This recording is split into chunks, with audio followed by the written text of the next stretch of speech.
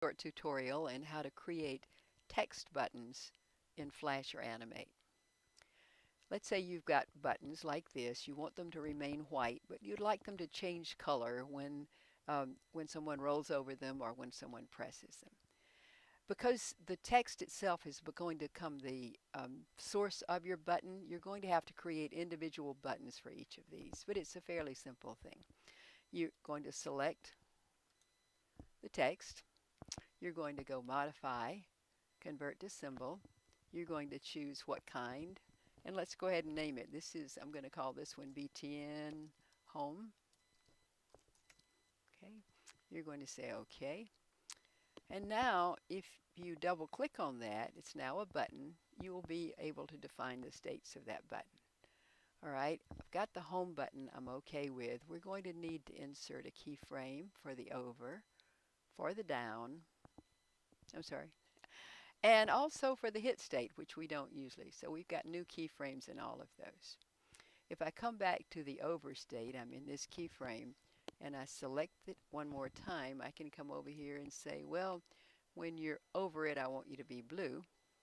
And I can come over to the down state, and I can select it, and I can say, when you're down, I want you to be yellow. And then I can come to the hit state, and what I can do there is just get a rectangle, because we would like for them not to have to actually click on an exact part of that those letters, maybe. So we'd like a bigger hit state. So I'm just going to draw a little rectangle, and it doesn't matter what color it's going to be.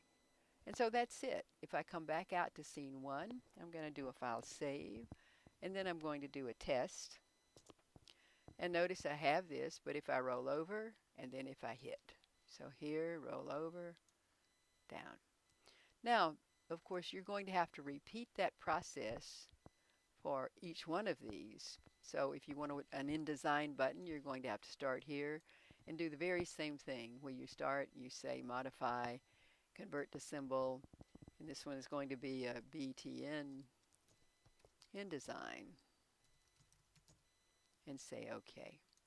And then you follow through, double click on your button, you'll go in and define your states like that. And you'll do the same for this one and this one. And then you rig them up just like any other button. I hope this was helpful.